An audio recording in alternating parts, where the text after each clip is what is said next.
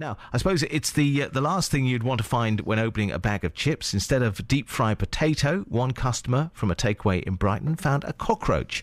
Hygiene officers found shocking conditions at Cod Plus in Whitehawk Road, including evidence of rats and filthy cooking equipment and congealed fat in the kitchen. It's not pleasant.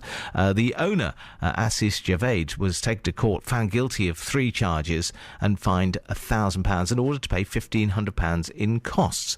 We've been speaking to Nick Wilmot, who is the senior environmental officer with Brighton and Hove Council. He told us what happened. A member of the public brought it into us as a food complaint, bought their chips from the outlet and found a cockroach in it, brought it in, we looked at it, it didn't look like it had been cooked or cooked, but it looked like a cockroach, so obviously we visited to make our investigations. When you turned up, what did you find?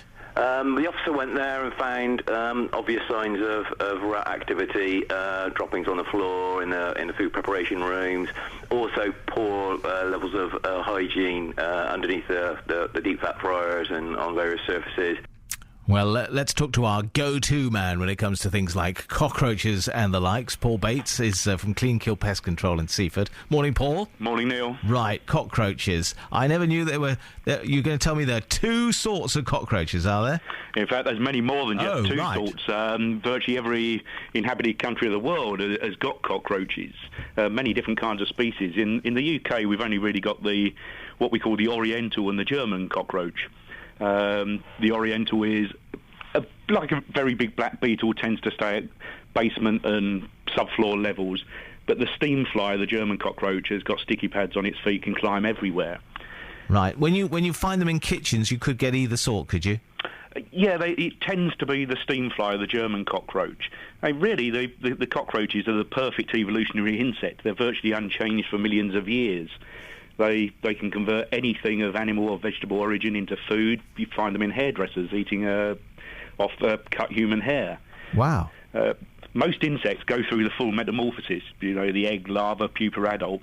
Cockroaches tend to shortcut it. They have an egg, and then they hatch out as mini adults, about pin size, and then go through a series of molts over 6 to 9 months, and then end up as adults. They say, don't they, there's nuclear war, the cockroaches would survive? They say that the first things back after Hiroshima that was seen were the cockroaches, yes. Amazing things. How are they difficult to kill? In a pest control sort of way? From a pest control point of view, no, they're not. I mean, we have a battery of different things we can use, normal sprays. We have baits now that the cockroaches will come and feed on, and because their skeleton is on the outside, it stops the skeleton hardening as they grow, and that they simply desiccate. And it's quite a safe method of pest control. Not nice for the cockroach, though. Not nice for a cockroach, no. But with any pest control, you must.